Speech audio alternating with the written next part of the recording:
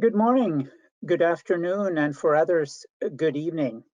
I'm Max Häggblom, Editor-in-Chief of FEMS Microbiology Ecology, and it's my pleasure to welcome you to this webinar on sustainable agriculture and soil microbiomes.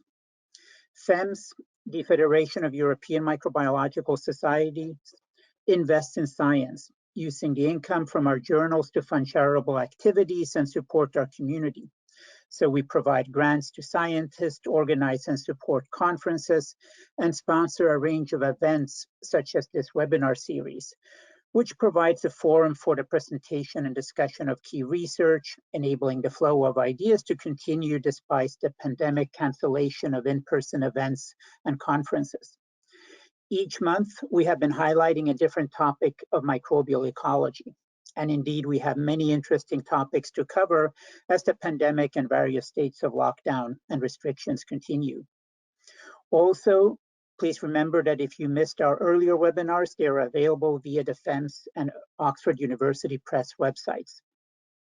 Before we start, I also want to thank the staff of FEMS and Oxford University Press for all their work behind the scenes in making these webinars happen. So today we focus on the topic of microbial ecology and sustainable agriculture. This webinar explores sustainable agriculture by examining the interactions between common crops and their microbiomes. Our speakers will demonstrate how community analysis and various meta-omics approaches can reveal how plant microbiomes influence post-harvest pathogens and the storability of crops, the root, and its soil rhizosphere, as well as overall plant performance.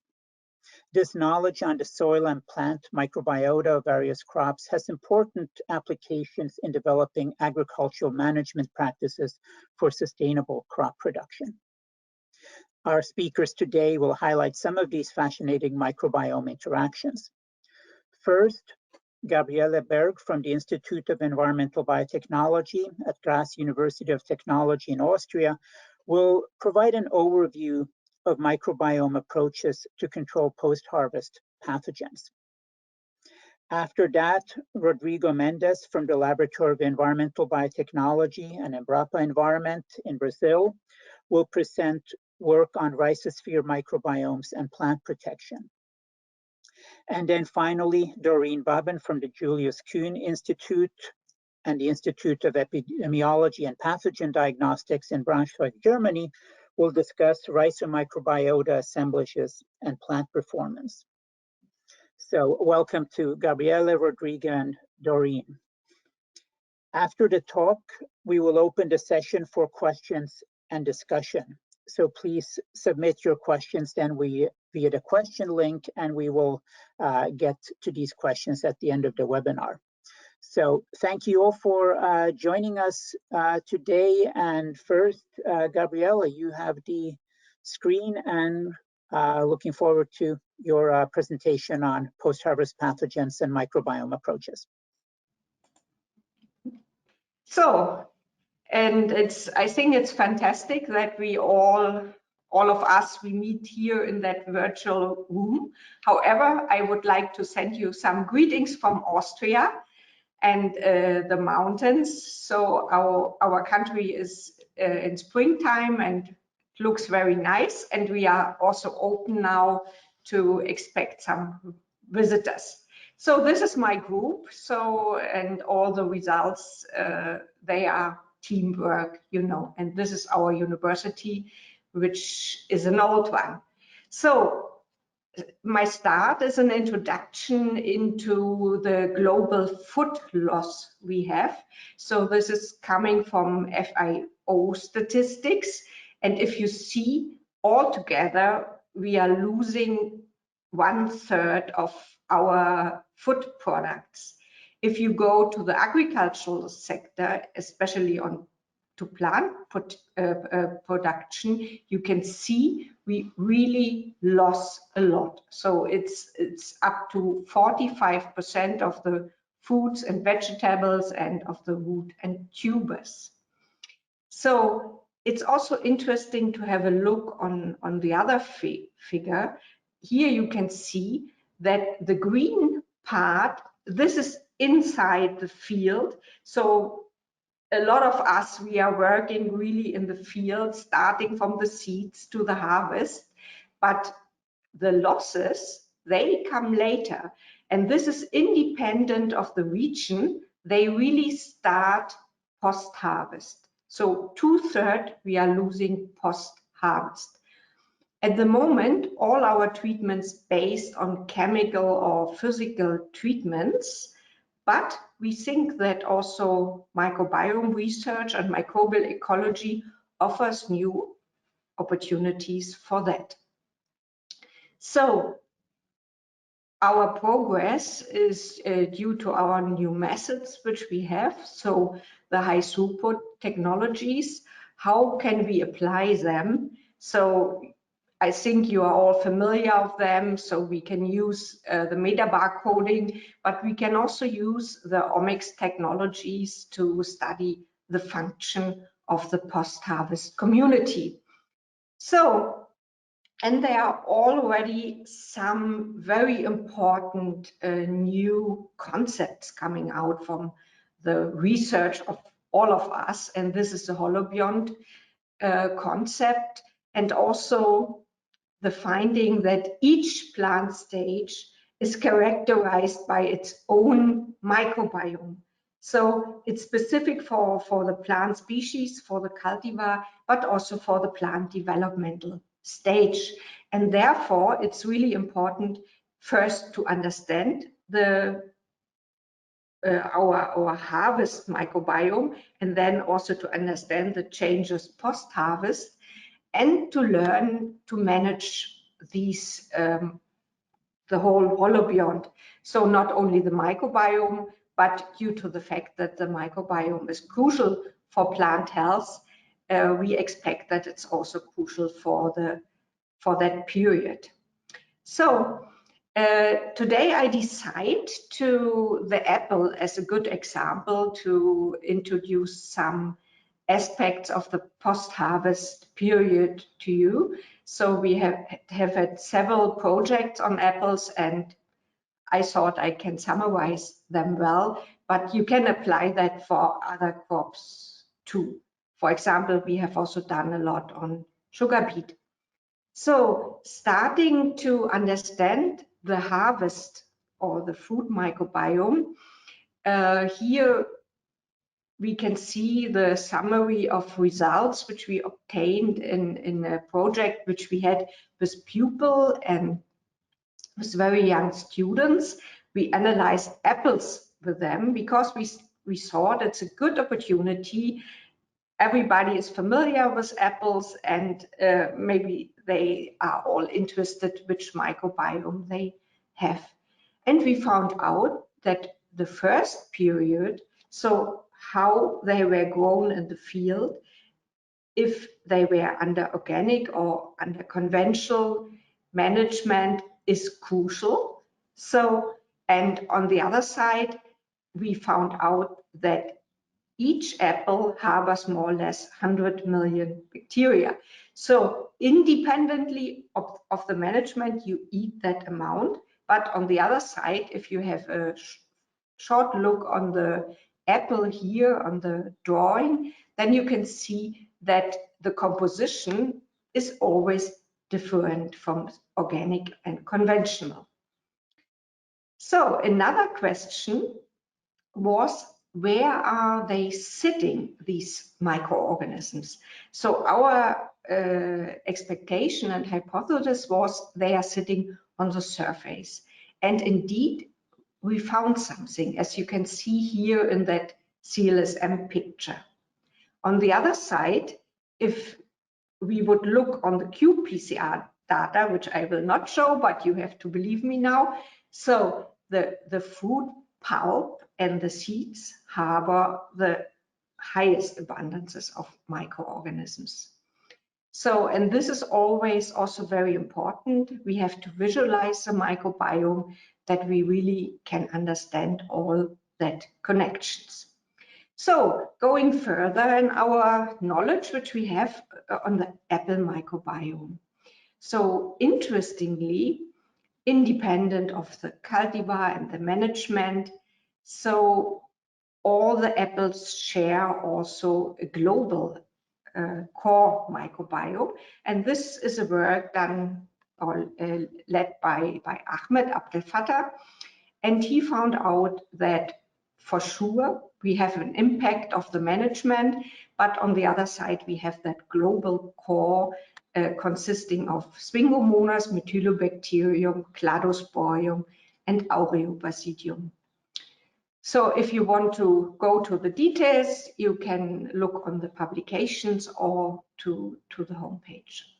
So on the other side, it's also important to ask that question, what is the impact of the cultivar? So we know already for a long time that we have a cultivar-specific microbiota, but comparing all these different breeding lines, and you can see here the apple origin is Central Asia. There is an old apple, Malus siversii, but it was merged also with Malus sylvestris. So also we have a wild apple. So, and they not only exchange their genetic material, so also the microbiome merged. But at the end, interestingly, also our modern cultivars, they still harbor half of that microbial heritage of the old apple, which you can find in the Tian Shan mountain. So not only our heritage is important, also the microbiome. And then, so all these questions you can really answer by barcoding methods. But on the other side, it's interesting to go more into the depths and to understand the food microbiome much better.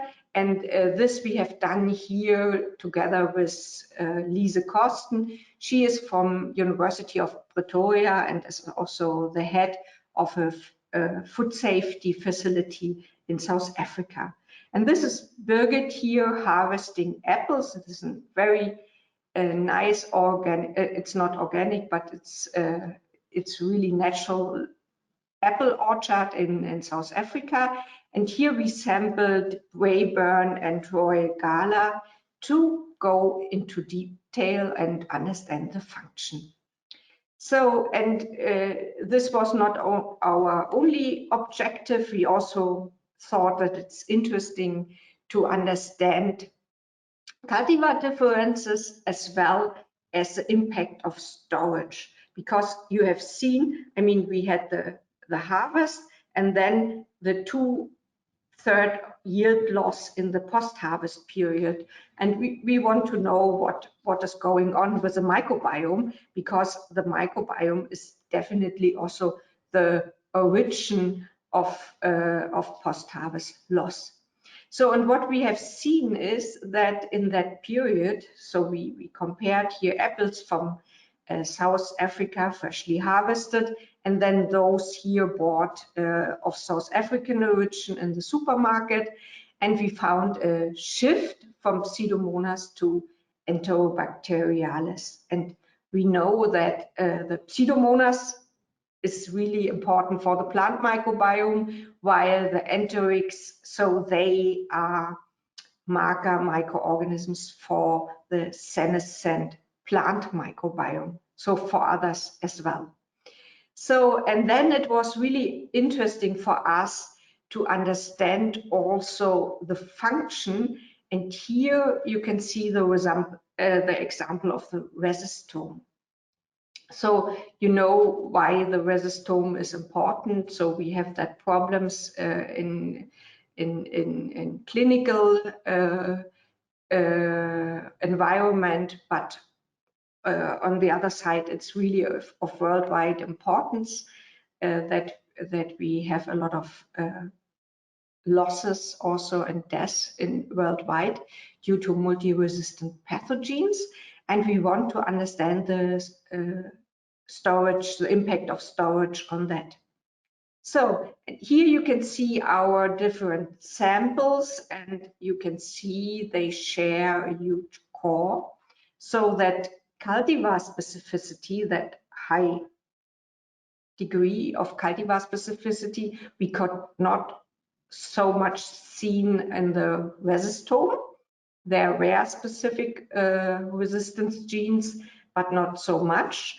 And on the other side, we also have seen a storage-specific rhizostome. So both apple cultivars shift into the same direction, and the direction you can see here. So the resistance genes were diversified, and we found more of clinical relevance, and we found also more plasmid encoded ones, and in parallel we also studied isolates, and we could confirm here that we have a lot of multi-resistant isolates and strains there, and we could link both together.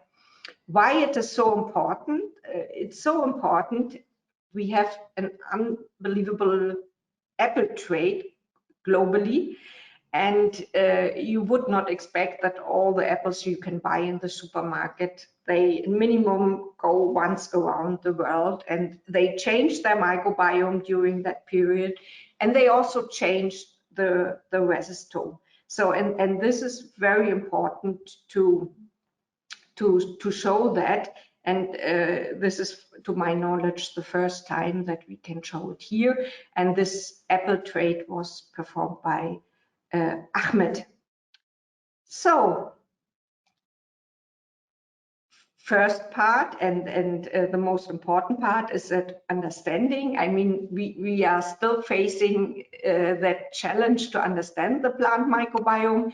So, but we know that each fruit and vegetable have an intrinsic and specific microbiome, and in parallel we have to manage it somehow, or we have to think about how we can manage it into a healthy state.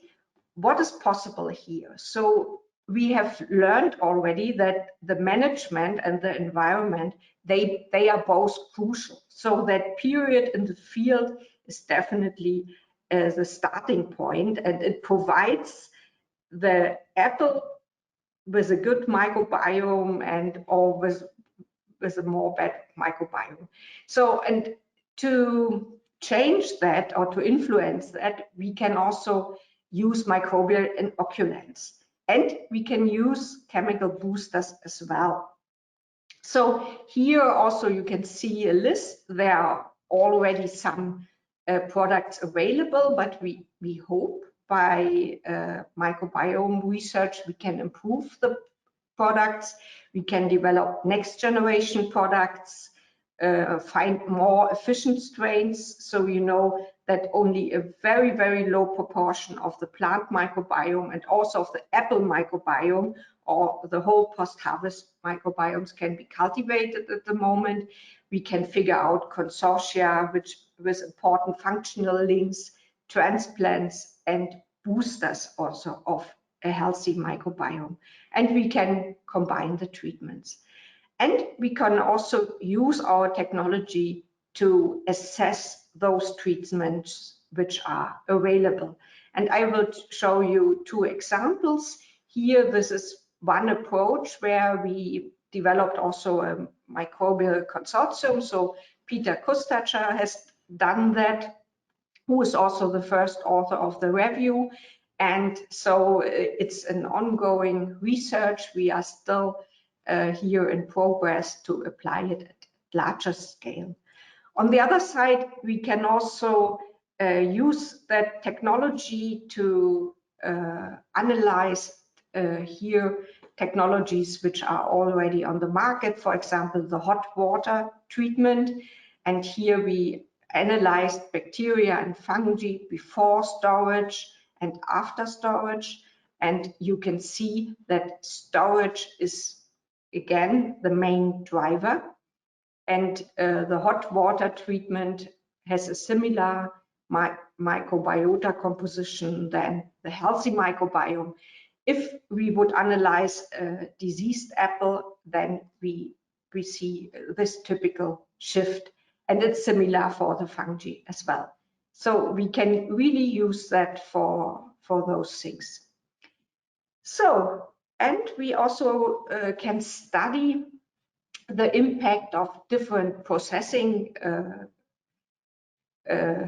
steps on the microbiome. So this is always a question, what happens then? And we have studied apples, shredded and cooked and boiled and dried, and you can see really a shift. So the microbial diversity and abundance changed, but we were really surprised because the endophytes, so they survived the boiling.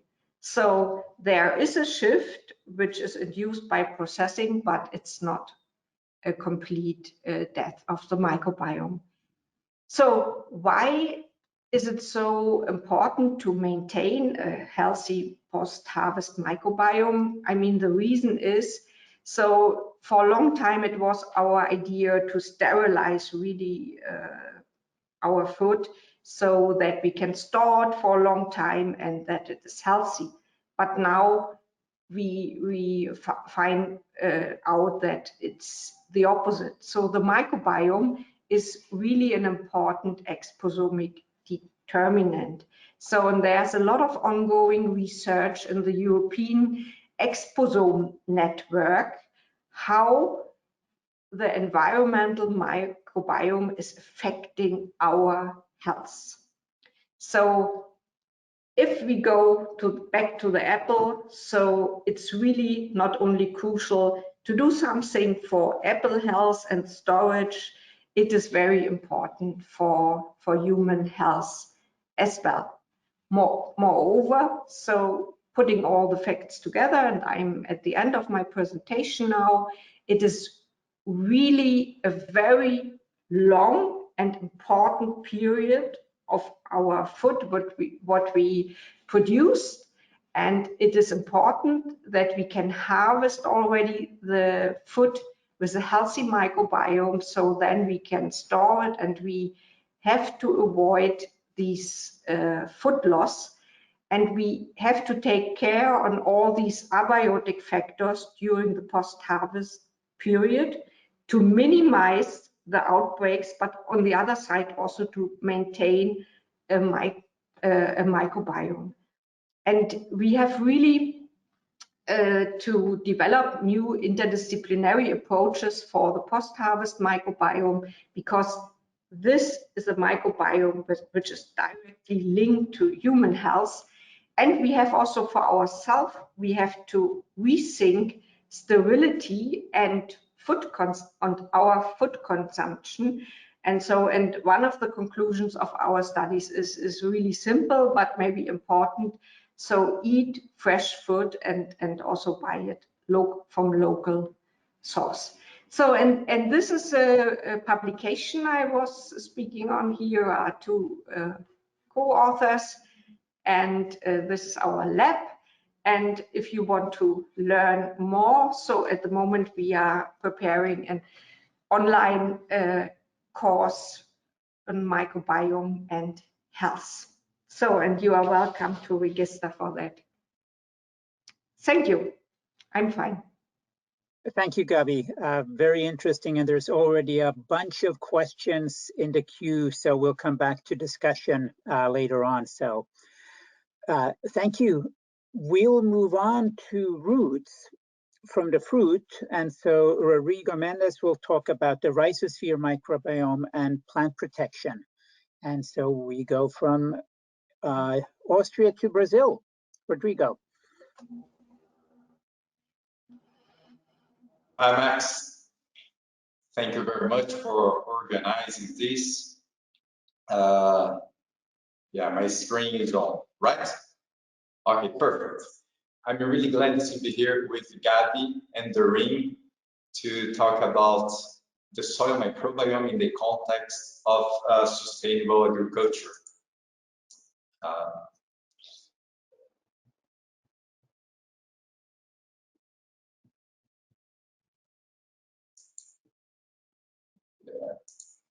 I'm just adjusting my screen here. Yes. So this is Professor Jim Cook. He's an American phytopathologist from the University the state of Washington. And in 1995, he suggested in a paper, in PNAS paper, when he was discussing about the different strategies used by the plants to deal with airborne diseases compared with soil-borne diseases, that the plant below ground uses a different strategy. And basically, this strategy is favored by the selection pressure imposed by plants by soil-borne pathogens, with the ability of plants to support and respond to rhizosphere microorganisms antagonistic to these pathogens. So, in other words, the plant was able to communicate with microbes in the rhizosphere, and then these microbes would fight against the soil-borne pathogens. But he said that many years ago. I had the opportunity to meet Jim Cook about 10 years ago, and then we were discussing all this amazing progress in this field with all these new molecular tools when they became available in the labs, gave us the opportunity to revisit some of these old problems, old phenomena, and then we did that. But what did change in these last 10, 20 years in terms of knowing the microbiome in the rhizosphere? So first, nowadays we know better who is there. We can name the members of the microbiome. We can count the members of the microbiome. And an important message of this slide is that the number of genes present in the microbiome is much higher than the number of the genes of the host. So if you wanted to understand the functioning of the plant in the environment, we cannot neglect the presence of this complex microbial community associated to the plant. Not only who is there, but also what they are doing. Today we know better. So traditionally, we know well the bad guys, those microbes that cause disease in the field. We know the good ones, microbes able to promote plant development, fixing nitrogen, solubilizing phosphorus, antagonizing pathogen. But it's important to note that between these two extremes, there is a universe of unexplored microbes that we have no idea who they are and what they are doing.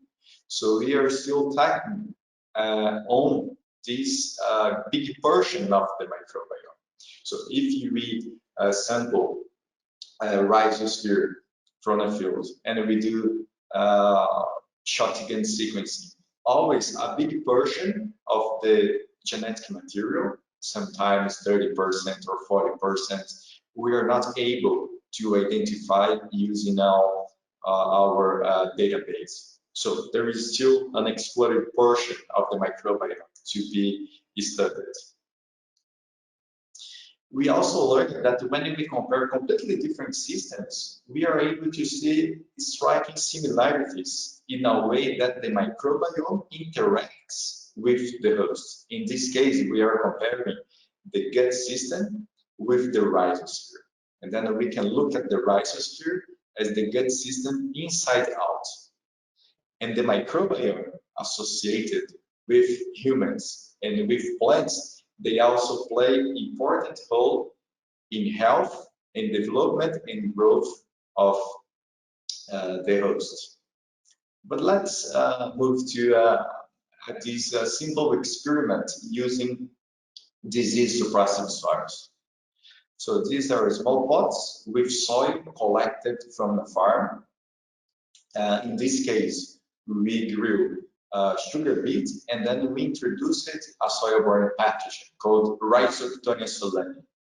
When we did that, in this case, we didn't observe disease, or we just observed a little amount of disease. This is the first bar in the graph here, low level of disease incidence.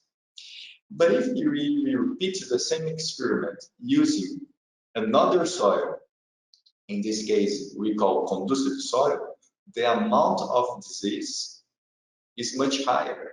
So more than 60% of the seedlings are infected by the fungal pathogen, causing a damping off. So the fungus grows towards the seedlings and then causes a lesion in the base of the stem, and then the plant dies. So those soils were collected from the same place, but the suppressed soil was under a history of cultivation of sugar beets, where years before there was a disease outbreak, while the conducive soil didn't share the same history. So basically, these two pots, they have soils with the same chemical and physical properties, but there is something in the soil that results in a different phenotype when we challenge the plants with the pathogen. We can test this. And the first test we can do is this last bar in the graph. We take the suppressive soil and then we heat treat the soil, in this case at 80 degrees Celsius for 1 hour, and then we repeat the experiment. We sow the seeds of sugar beet and then we introduce the pathogen. When we do that with heat treated suppressive soil, the level of disease is similar to what we found when we did the experiment with conducive soil. So we can transform a suppressive soil in a conducive soil by heating the soil. So basically, we are impacting the microbes in the soil. The nature of this phenomenon is microbiological. There is another test that we can do to demonstrate the nature of this phenomenon, and I call here this little mouse, because basically we use the same strategy that is used to manipulate the gut microbiome in mammals. So some experiments, they use mice where they transfer the microbiome from a health donor to a diseased donor, and doing the microbiome transferring the feces of these animals, when the patient is inoculated with the microbiome, there is a restoration of the microbiome. So in a case where a host is with that dysbiosis of the microbiome, receiving a health microbiome is able to reshape the microbiome, and then this changes the phenotype.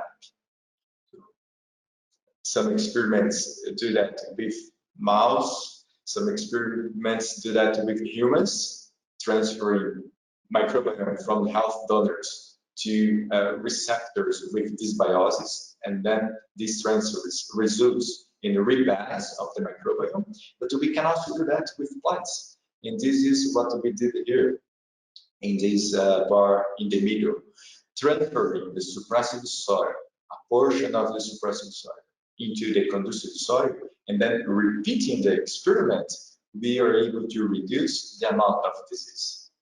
So basically with that, we use it amplicon sequencing, metagenomic sequencing, transcriptomic sequencing to investigate what is going on below ground when a plant is attacked by a soil-borne pathogen. And this is the model.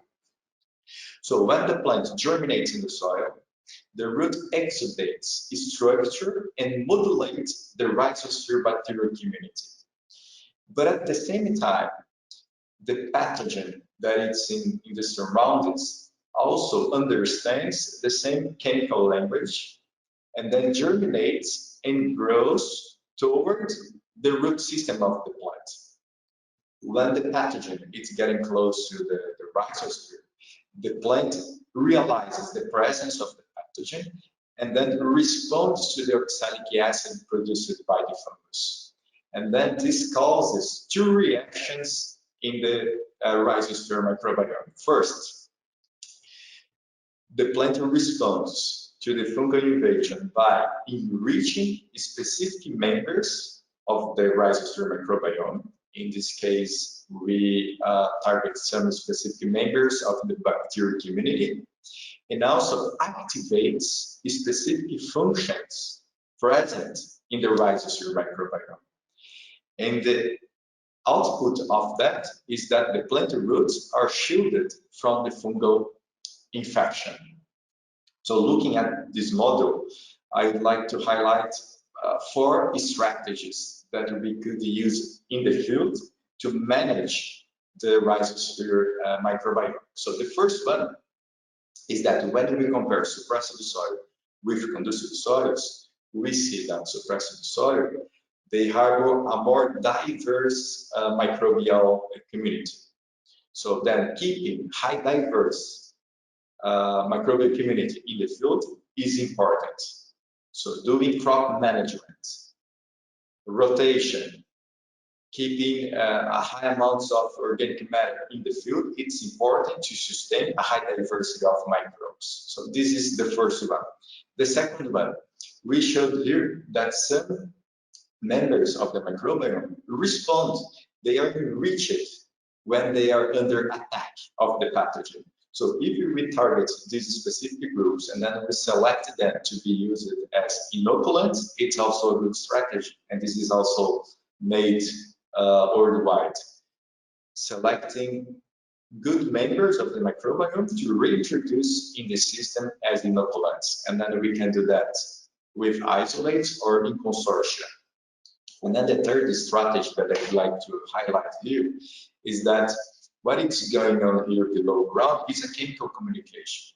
And the microbiome responds to exudates of the plants. So if we can identify some compounds or signaling molecules that trigger this reaction in the microbiome, we can also use in the field. So instead of adding inoculants, we can use molecules or compounds that favor the action of beneficial microbes. Keeping high diversity, inoculants or molecules to boost the reaction of the microbiome are, as we call, bottom-up strategies. But it's important to say that all these processes that are going on below ground are, to some extent, governed by the plant, by the host.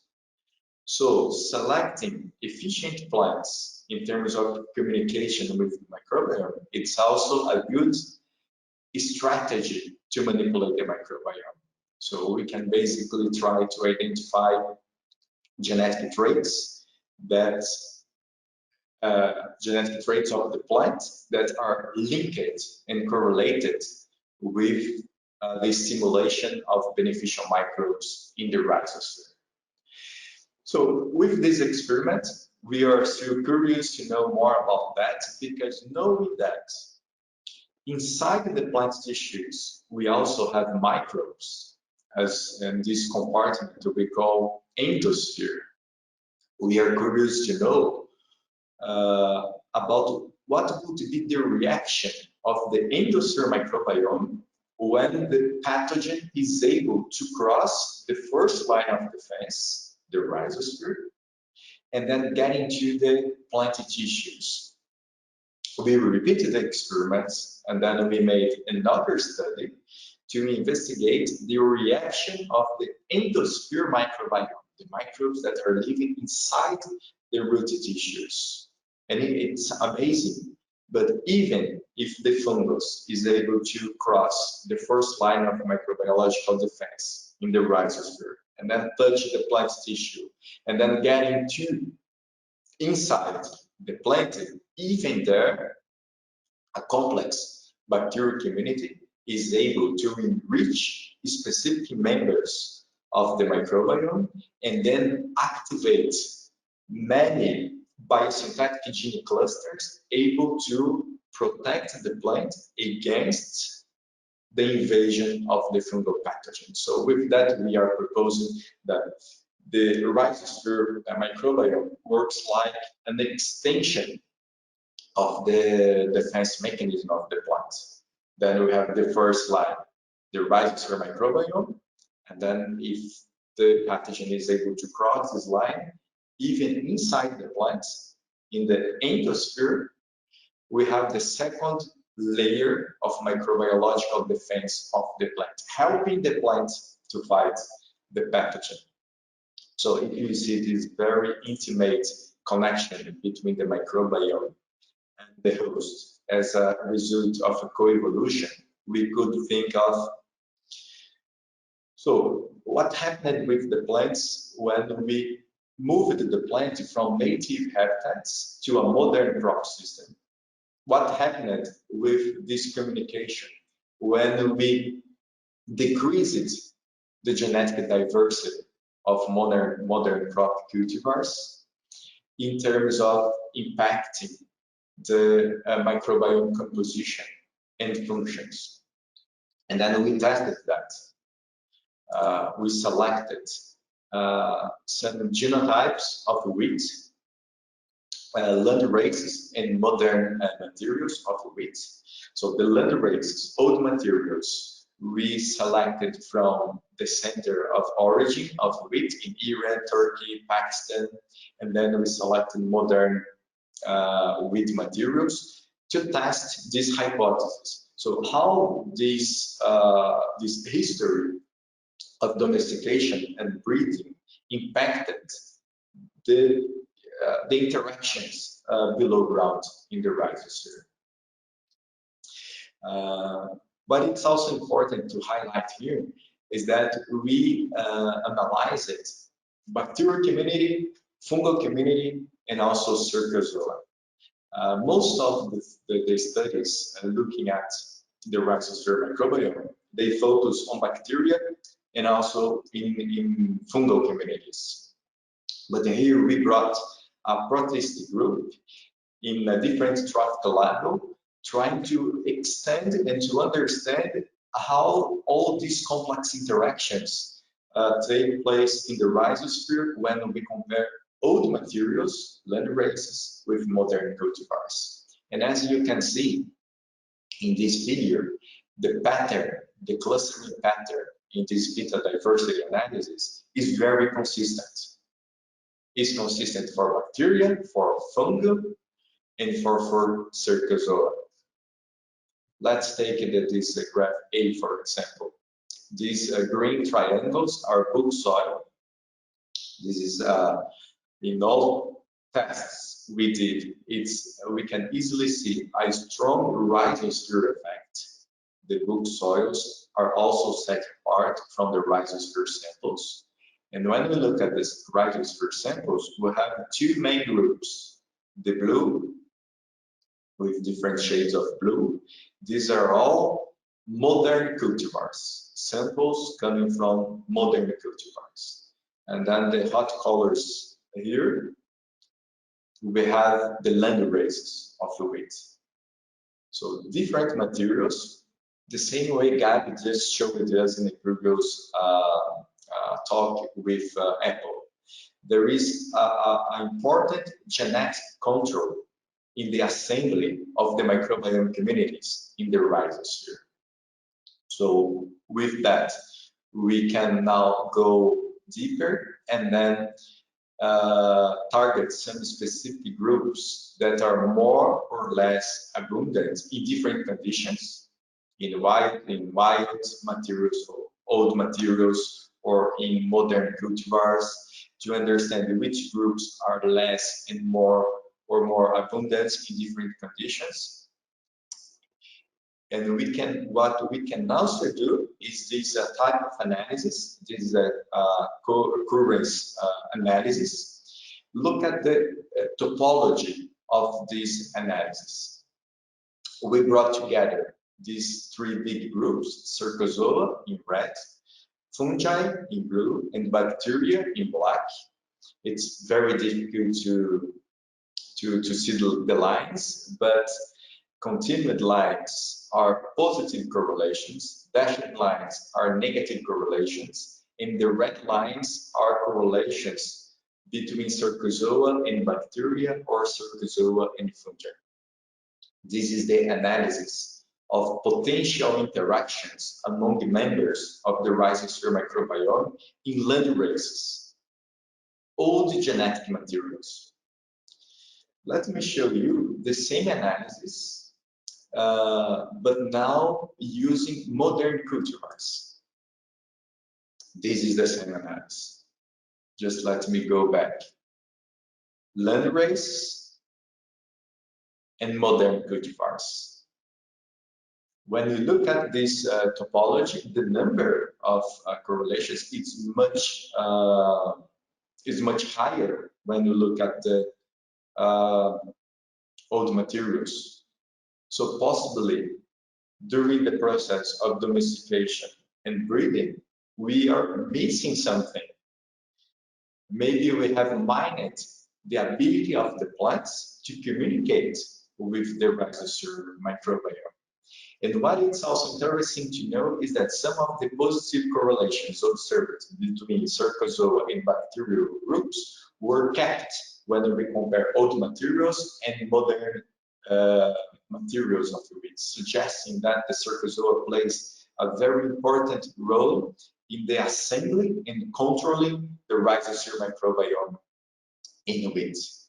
So with this, the final message is that if we observe that the communication between the host and the microbiome aiming beneficial functions observed in the rhizosphere could be mined by the process of breeding, we could then try to reinstate genetic traits from old materials in modern plant cultivars.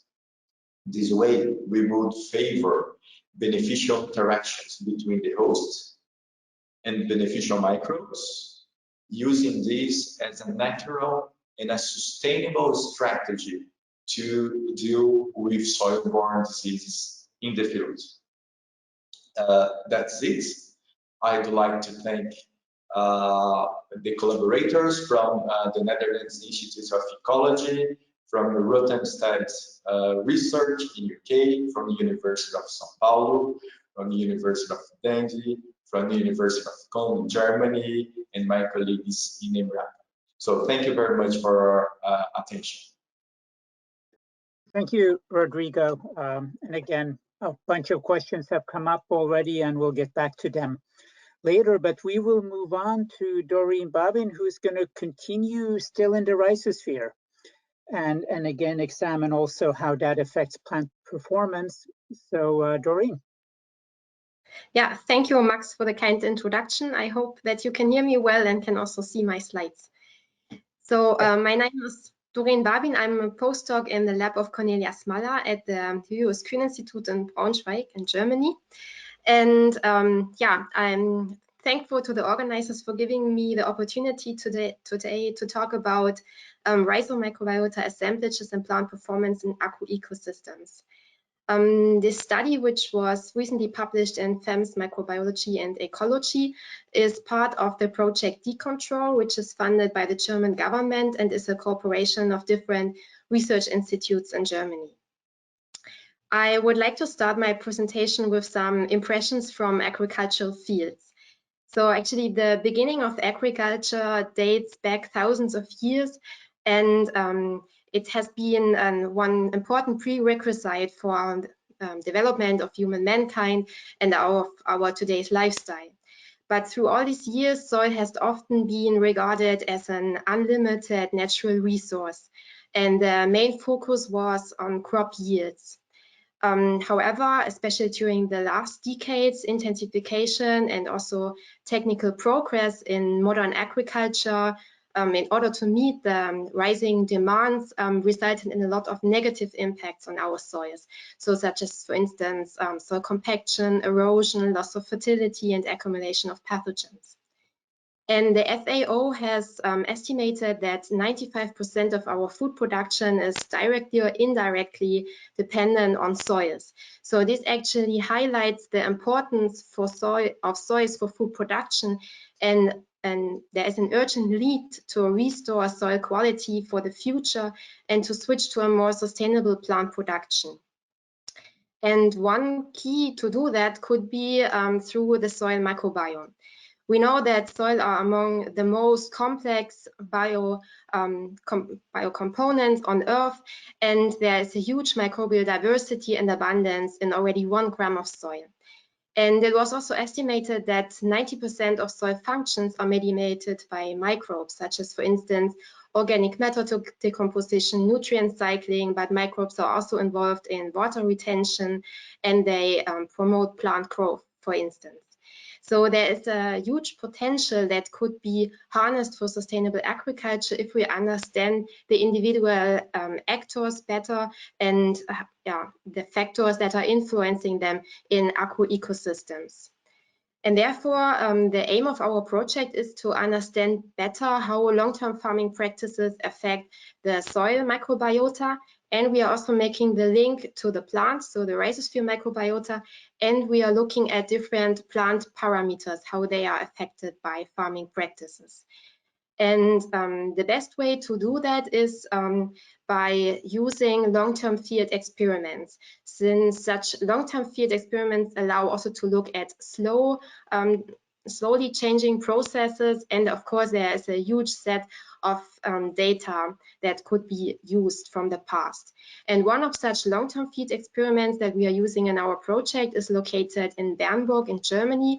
And if you look here at the map of Germany, it's quite located in the center of the country. And here we have a crop rotation consisting of 5 different crops: maize, winter wheat, rapeseed, barley, and winter wheat, which are yearly rotated.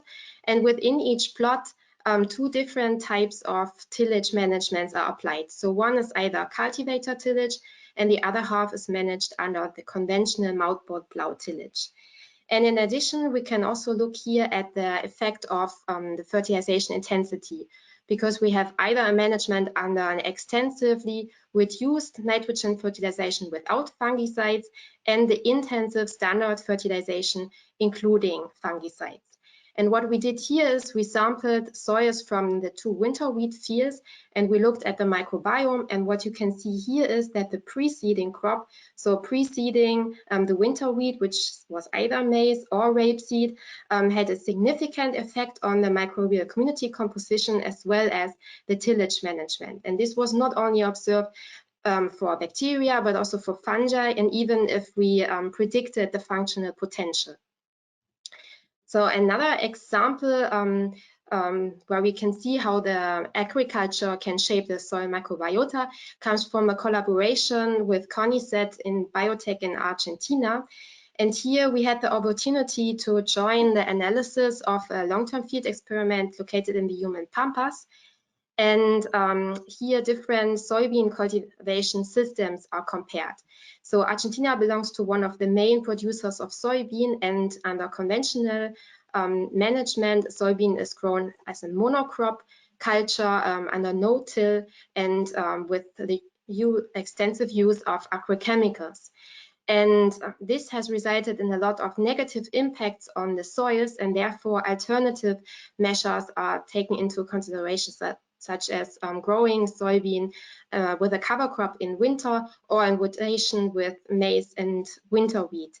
And we sampled also here soils from the 3 different treatments from 2 contrasting time points. And we observed, so you can see here the different colors which refer to the 3 different cropping systems, that each cropping system had a unique bacterial and also fungal community composition, and we could correlate that with chemical parameters in the soil. So for instance, in the conservation treatment, we found a higher level of organic matter. And in these conservation treatments, we also observed stronger temporal dynamics in moving from winter to summer. So this is work that has recently been published also in FEMS Microbiology Ecology. This is another cooperation that we have with India in Uruguay, and here different vegetable production systems are investigated in soils that are highly degraded. So this is conventional vegetable production with tillage and mineral fertilization, and you can see that the soils are highly degraded. And we compared this conventional production with some restoration or with measures that could have a potential to restore soil health. So which is on the one hand combining conventional tillage with green manure, poultry manure and compost, and reduced tillage combined with organic fertilization.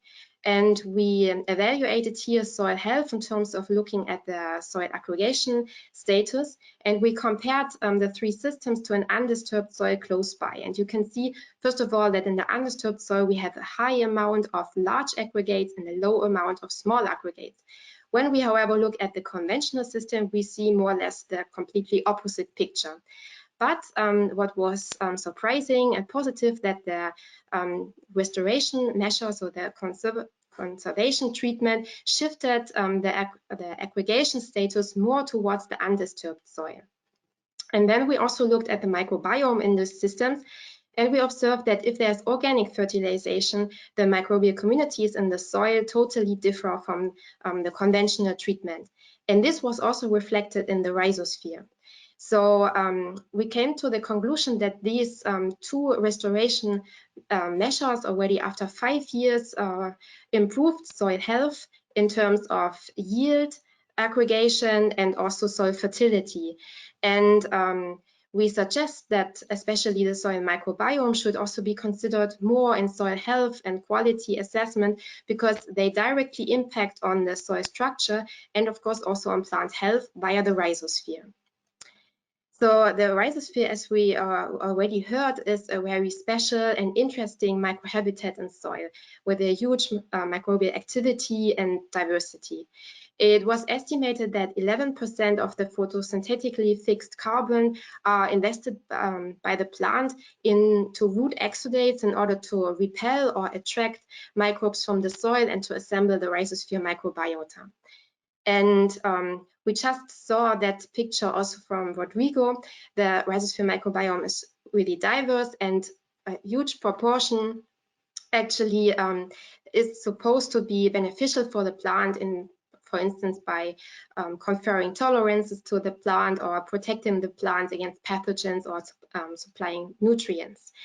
And in line with an earlier concept by Lapsansky et al., we hypothesized that there's a soil memory, so that the effect of the long-term agricultural management that we observe on the soil microbiome is conveyed to the plant via the rhizosphere microbiome, and that this then has implications for plant performance. And in order to study that, we took the soils from the long-term field experiment in Germany to the growth chamber. So we analyzed here 3 different agricultural practices. So as I already introduced, we have the possibility here to look at 2 different tillage factors. Then we had fertilization intensity with 2 different levels. And we also had 2 different last standing field crops, which were either wheat or rapeseed. So in total, we had 8 soil treatments, and we planted them with a model plant lettuce. And we incubated then this system for 10 weeks in the growth chamber, and we adjusted at the beginning the nitrogen level in order to have initial starting conditions.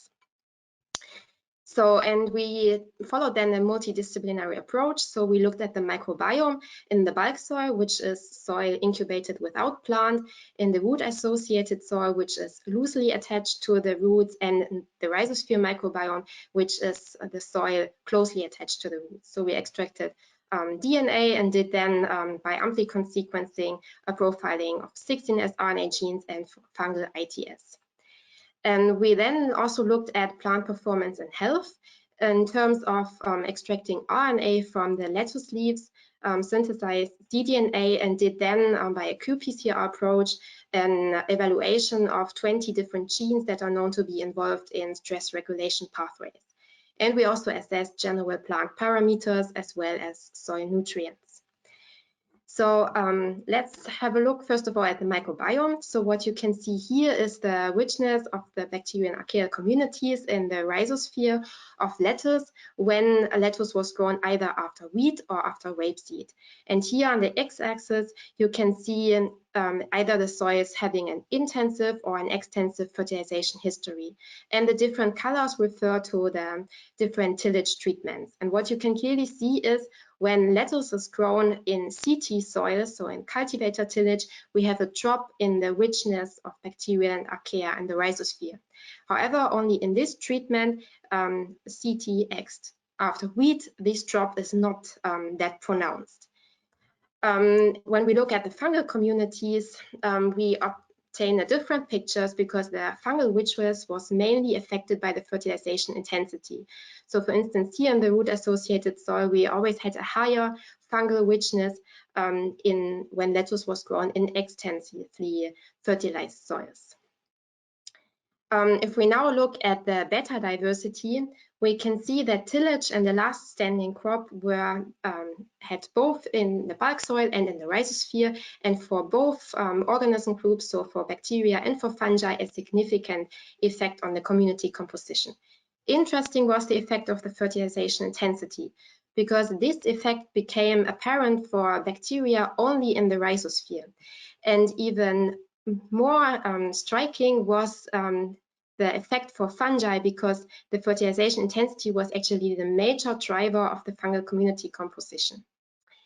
So how do now the individual treatments look like and their similarity in the community composition?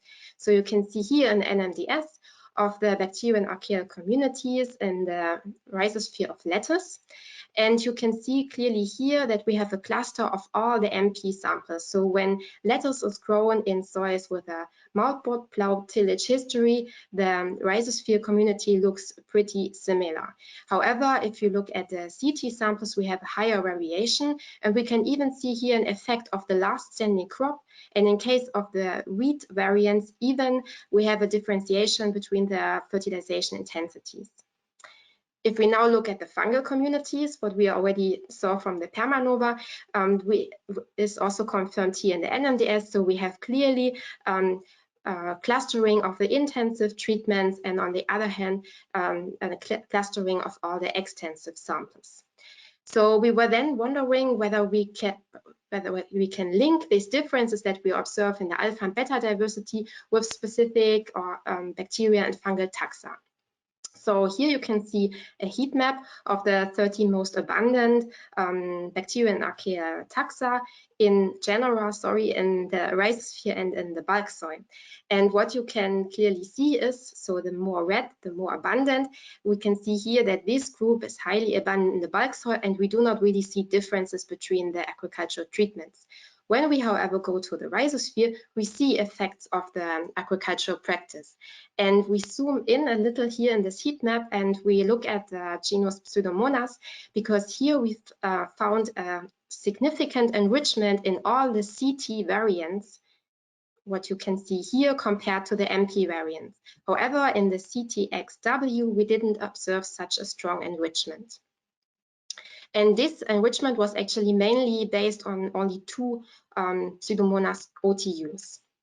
If we now look at the fungi, we had actually only one fungal major genera that responded to the agricultural treatment, and this was Oilpedium. So Oilpedium is a putative pathogen also for lettuce, and we observed that in all the extensive treatments, we had an enrichment of Oilpedium in the root-affected soil, and even more so in the rhizosphere if we compare to the intensive treatments. So now let's have a look how the plant performed in these different agricultural soils. So you can see here the shoot dry mass, and we observed that tillage and fertilization intensity affected significantly the lettuce growth. So always when lettuce was grown in the extensively treated soil, we had a higher shoot and also root dry mass. The least lettuce growth was always observed in the moldboard plow intensive variants. Important to note is that we did not observe any visible disease symptoms. When we look at the nutrients, we observed that, of course, tillage, fertilization intensity, and the last standing crop affected the soil nutrients, but in all the variants, the nutrient level was sufficient to grow lettuce in the pots. When we looked at the shoots, however, we observed a slightly deficiency for macronutrients. So, and the last part of our study here was to look at the plant health. And this we did by analyzing different genes involved in abiotic and biotic stress response of lettuce. And you can see here that the main factor driving the expression profiles in the shoots of lettuce was the fertilization intensity, followed by the last standing crop. And we could also observe that here in this redundancy analysis. So clearly on the first axis, you can see differentiation. If lettuce was grown in soils with an extensive fertilization history, the gene expression in the shoots differed from the intensive fertilized soils. And on the second axis, we observed here differentiation according to the last standing field crop. Since we observed that in the shoots, we suggest that this is rather a systemic than a local response. And this again could actually be a reflection of below ground interactions with the rhizosphere microbiome. And that's why we checked for significant correlations. And we found that the gene expression was correlated with different bacterial taxa in the rhizosphere. So for instance, when lettuce was grown in the extensively treated soil, we have here a correlation with taxa that were also described to have plant beneficial effects. So to summarize this, we investigated different long-term farming practices, tillage, fertilization intensity and cropping history, and we observed that they affected the soil and the rhizosphere microbiota. And we also observed that the lettuce health and performance was affected. So we suggest that there is a soil-borne biotic legacy because we could clearly show that there's a correlation between the rhizosphere microbiome and the plant gene expression, and also because only the nutrient differences that we observed could not explain the differences in growth. And also this study actually nicely shows the complexity of agroecosystems. So we have these three different factors which are all interacting with each other. And the effects that we see on the plant can either come directly through an influence of the long-term farming practice, but also indirectly via the rhizosphere microbiome. So there is clearly a soil memory, but we still need to understand better the mechanisms behind. And one last example where I think that we already moved a little bit more towards understanding mechanisms is also a study that was recently published from our group. And here we also used lettuce as a model plant, but we used mini rhizodrone setup, and this actually allowed us to also sample the root exudates. And we grew the lettuce here in soils with different long-term fertilization histories. So either with a biodynamic fertilization for more than 30 years or with a mineral fertilization history. And in both conditions, actually, we saw in the rhizosphere a high relative abundance of oipidium. But interestingly, a disease severity was only observed under the biodyn conditions. And we were then wondering what could be the reason behind. And we tested the different parameters, and what we observed is that under biodyn, we had a relatively high colonization of the roots with arbuscular mycorrhizal fungi. And they are known to consume, of course, sugar, and this also fits very well to our data because here we had a low amount of sugar levels in the rhizosphere.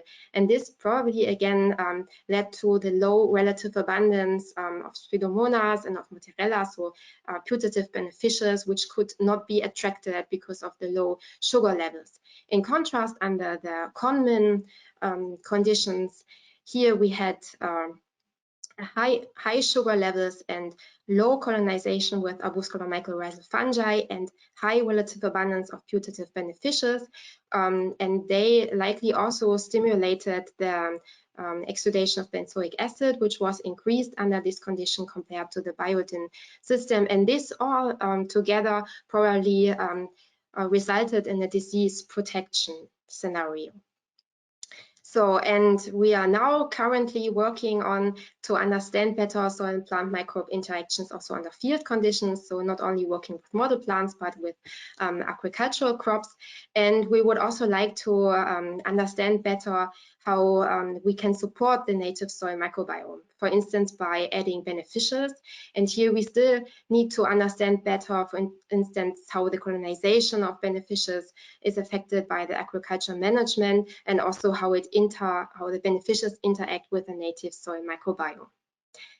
So with this, I'm at the end of my presentation, and I would like to thank all my colleagues from the Decontrol team, from the Anhalt University, Helmholtz Center Munich, Stuttgart University, and also the IGZ, and also all my colleagues from the JKI and external partners, the BMBF for funding, and of course you for your attention.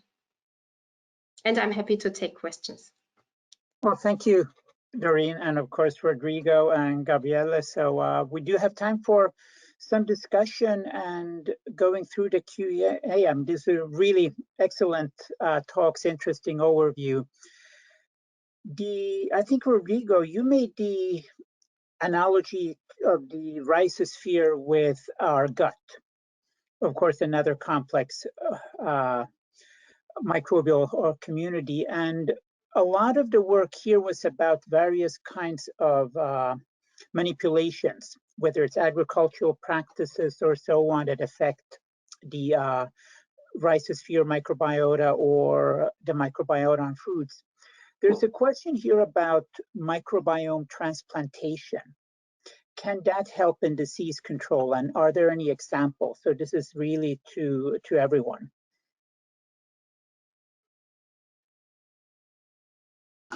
Doreen, you alluded to a little bit that in just your final outlook. Yeah, it's a very interesting question, because this strategy is being widely used when we deal with human microbiome to do the transplanting. And there are many different strategies, using pills and other strategies that you can imagine, how to transfer feces from health donors to patients. But in agriculture, how can we do that in big fields? And the most important is that when we collect the topsoil, we're gonna destroy the soil. Then what we are doing is using the same principles, but trying to design different strategies to transfer beneficial microbes in different conditions. So when someone asked if this is feasible to do in the field, the suppressive soil story, it's no more than 100 years ago in Washington State, United States, in Australia. And when they started to observe this phenomenon in the field, they did that. They went with big trucks in disease-suppressive soil. They collected the soil, and then they transferred to other farms to see the impact of that in the crop. And it worked. It did work. So basically, the rationale is the same, but the practice in modern crop agriculture doesn't work, because we have basically to destroy a portion of suppressive soil to transfer the topsoil to other places. So the way we are approaching and using the system is to understand the mechanisms, and then give us different tools to design strategies to identify beneficial microbes that are enriched in these suppressive conditions. Yeah, I totally agree with Rodrigo. Probably we have to follow two different tracks. So one is inoculating with beneficials or with a consortium even, but on the other hand, we also have to maybe change the agricultural practice. So the beneficials might not establish if not the right agricultural practices are applied. So it has to be both. And yeah, and the managing also of the native soil microbiome. And yeah, and of course, figuring out if you're transplanting a whole soil, which organisms in that community are really keystone organisms as well. I mean, that's the same question, of course, with the human gut or animal gut systems. So there's another question. This is more of a actually technical one, and it comes in through actually a number of the other webinars as well. And our method of extracting DNA and then from there assessing the community structures of either bacteria or fungi or other microorganisms. But DNA does not separate from live versus dead organisms. And how have you looked at that in your different systems, whether that's on the surface of a fruit or in the soil? Again, should one be extracting ribosomal RNA and analyzing that to look at active organisms? Do you see this an issue or affecting the data that you're then processing? Yeah, there are different approaches to avoid that. So first of all, so what we know is that it really depends on the environment, what you study, if you need those approach or not. For example, in the rhizosphere or in soil, when you have such a high diversity and abundance, so the proportion of dead or relic microorganisms or DNA is very, very low. But if you go to the food surface, for example, or to other surfaces, then you need it. You really need it. And you can use then PMA treatment. So this is one possibility if you want to work with barcoding, because that masks then the dead micro or the dead DNA. And the other opportunity is to work with RNA, what we are also doing. And both works well, but to my experience, it's not necessary for the rhizosphere, but for other environments, it is necessary. And there are good review articles showing that what is the proportion. And so there is also what is also interesting, and there's another plant environment where a high proportion of DNA is inside, which does not belong to microorganisms, and this is a seed. Yeah. So it definitely depends on the microenvironment, and there are methods to overcome this hurdle. Yeah, this is always a concern when we deal with DNA sampling and extraction. But what we have also observed in the rhizosphere is that the rhizosphere is extremely dynamic. In some experiments where we sample every day, we see big changes from one day to other day. So basically, if we were accessing a big portion of that DNA, we wouldn't see these big shifts when we compare short timing points. So we know that there is that DNA that can be amplified, but the dynamism of the rhizosphere is detected even without trying to filter this type of DNA. So I think there are two crucial points. So one is the experimental design, so which really needs to be also extended to these dynamics. And the other point is a combination of methods. So FEMS is really taking care on both things so that it works. And this is also important to compare or to integrate several methods. So to work only with a DNA barcoding, so if you compare that with other methods, you get really a biased picture.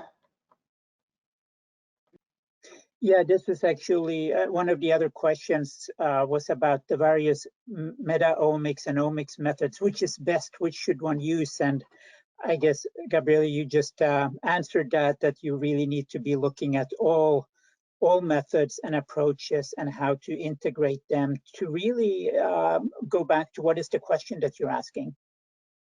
I mean, this is the challenge really in microbial ecology, which we have, is that combination of experiment and designs. And I think in microbial ecology, we are doing a good job if you compare that with human microbiome studies, for example. So we are really at the forefront in that design. Yeah, it's important to use different approaches because they complement to each other. In the model I showed you, in the mechanism, the rhizosphere, we combine amplicon sequencing, shotgun sequencing, total DNA sequencing, and also metatranscriptomics. And then important, when you make a conclusion based in one data set, you can use the other approach to confirm what you observed. And then using them together makes a more robust conclusion. But it's challenging, especially working with soil in metatranscriptomics. It's very complex, very difficult. Yeah. So here's a question regarding actually the implications and applications of this work. So cover crops can increase soil microbial diversity. Is this strategy also working in the field? And the other is, what about the microbiome quantity and quality? How is that influencing, for example, wheat yields? Doreen, did that come up in your studies? Well, we did not investigate specifically cover crops, but I know from there are publications that show that in the field, cover crops implementation can clearly increase the diversity and activity of the microbes, and then also result in higher yields. Yeah. Now, is that a lot really through suppression of disease, or other plant growth promoting factors increase uptake of nutrients, or is it actually a combination of everything depending on the system? Yeah, I think it's a combination. There's probably not so much known yet, especially with respect to pathogens. So this still needs to be looked at, how different catch crop mixtures, only one catch crop or a mixture of them, could actually suppress pathogens. I mean, this huge project Doreen is working with the Bonares, the German projects. So they clearly show that if you can enrich diversity, for example, by cover crops or also by agroforestry, it improves the whole system. So although we don't know if there's one crucial bacterium, I don't think so, but it changed the whole system. Yeah. Yeah, let me add a comment on that. This is a very interesting aspect, because when all these soil microbiomes studies started, we are always focusing on and looking at the microbiome as a consequence of changes above ground. And I think we are in a moment now that we need to understand mechanisms to manipulate the microbiome and then have an effect above ground. So let's use the microbiome. And in this sense, if you really think about the hypothesis, many groups are testing this hypothesis. We call back to the roots, looking at ancestors and then see how these plants communicate with microbes, and then try to restore these type of interactions.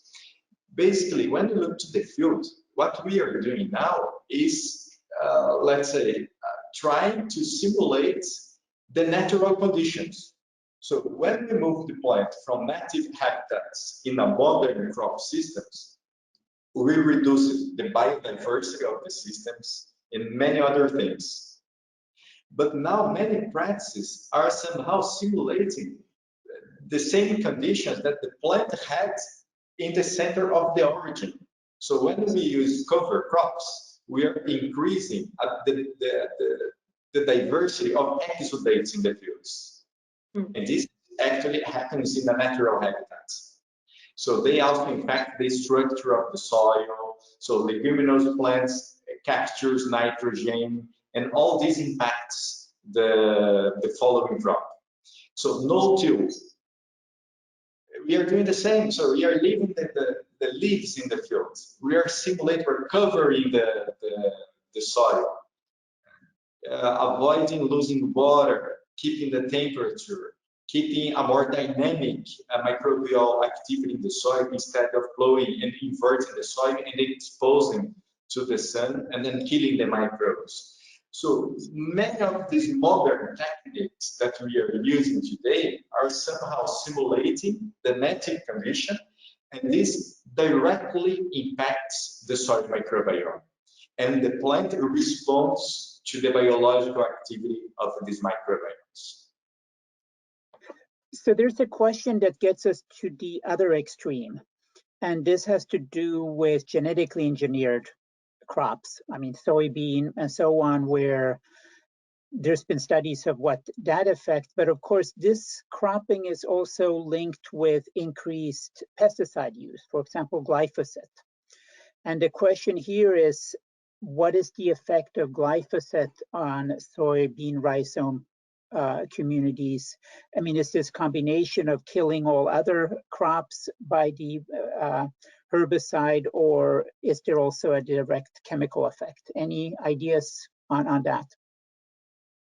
So the mode of action of the glyphosate acts also towards fungi and also towards protozoa, which play a key role, which we have seen in the presentations by Rodrigo and Doreen. So I would expect there are changes. There are only a few publications on that, but I can tell something from our unpublished results. So we treated lichens, and they suffered a lot, and at the end also we had a huge impact on the rhizostome, for example. So if we translate that to soil, I would also expect, especially, yeah, I mean, you can see it if you see such a field that a lot of things are going on by these treatments, because it's also a question of the amount, and it's really an intense treatment. Yeah, especially with glyphosate and the soybean GMO. So the glyphosate for the microbial community in the soil is a source of carbon. So the more you use the same molecule, you end up selecting specific groups in the soil or in the rhizosphere. So the problem is that when you cross a threshold where the diversity you end up in the soil, it's not enough to deal with the disturbance. So every time when you introduce a pesticide in the soil, it's a disturbance based on the, let's say, the functional redundancy in the soil microbiome and the diversity. The reaction of the community can deal with the disturbance easily. So then every time you use pesticides, there is an impact in the community, and the community can react and then restore the, let's say, the balance. But if the soil is with a low biological activity and low diversity in a way that cannot respond and help the plant, then you have a problem. Then you have a constant decrease in productivity, and you cannot restore. We need to use strategies to restore the biological dimension of the soil to a level that this biological component is able to deal with disturbances. So using chemical molecules impacts the community. The community is, if it has if the community is diverse enough to deal with the problem, they will do that. They will do the job. Yep. But if you keep treating the soil without any practice of to conserve the biological dimensions, then we can get in a problem that we go to a turning point. We cannot recover productivity and other beneficial functions from the microbiome. But of course, talking about the GMO, we could think of using GMOs in plants that express or exudate specific compounds that helps the communication with beneficial microbes. So there are also some groups trying to identify genetic traits or QTLs in the plants that correlates with beneficial interactions. So yes, and could you add those traits then to some of the main production crops? Yeah. Yes. Well, I think we're going to have to wrap up this discussion, interesting as it is, and there were still a bunch of questions we didn't have time to get to. But I definitely want to thank Gabriele, Doreen, Rodrigo. Wonderful presentations, interesting discussion, and it was a delight to host you today. Thank you everyone for joining us today. And I also want to just comment that there is a special thematic issue on sustainable agriculture that is just coming up in FEMS Microbiology Ecology. So please take a look at this. It's being finalized, but already most of the papers are available on the journal website. And of course, if you missed our previous webinar recordings on sponge microbiomes, polar and alpine microbiology, aquatic microbiology, or other topics, you can find them at the website below. So, and this, again, webinar will also be posted within a week. So thank you, everyone, and stay safe. Hope to see you soon in person. Until then, we continue with webinars. So thank you very much and have a good rest of the day. Thank you, Max. Thank you.